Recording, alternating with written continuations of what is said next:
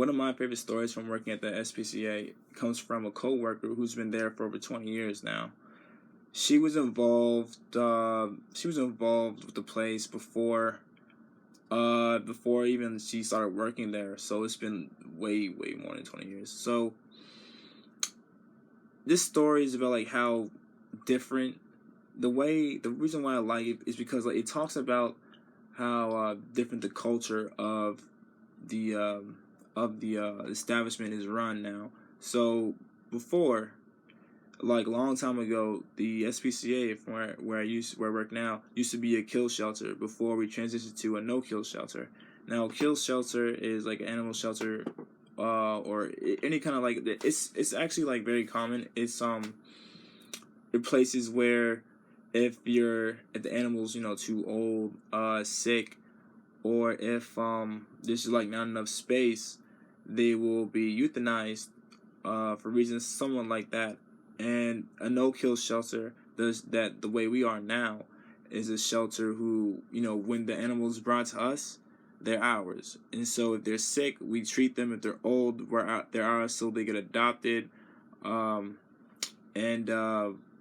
if they have any kind of issues and like anxiety issues or violent tendencies, we work with them. We have our own trainers, and we really put a lot of time into our animals. We put a lot of care into our animals because we love them.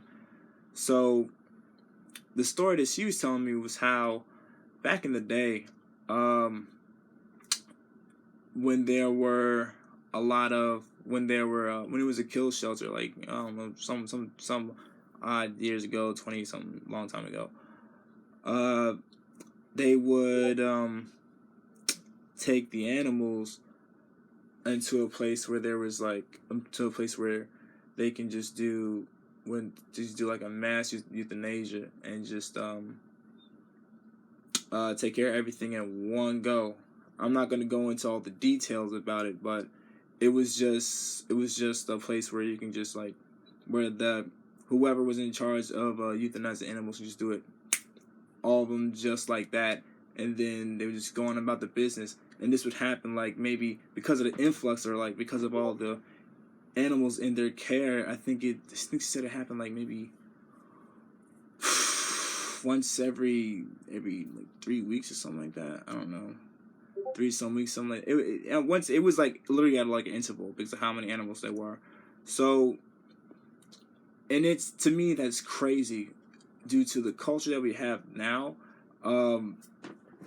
We don't turn away. We really usually don't turn away any animal. Or no, I wouldn't say we don't turn away any animal, but any animal that we have, we take care of to the best of our ability, and we nurse them back to health or anything. So like, we even had this dog that was brought into us, who by some owner or who just brought in their dog, who had the dog's paw was literally like ran over. The dog had their paw ran over, and you can see there was like no pod pad, there was no fur on the top of their paw, and it was really just like pink, and you can see the bones of where their digits were.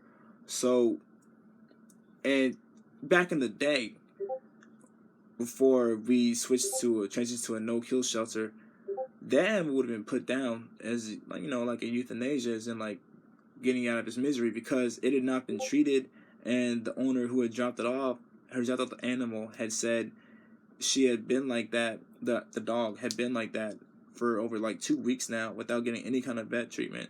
So, and it's just amazing to me to think about that.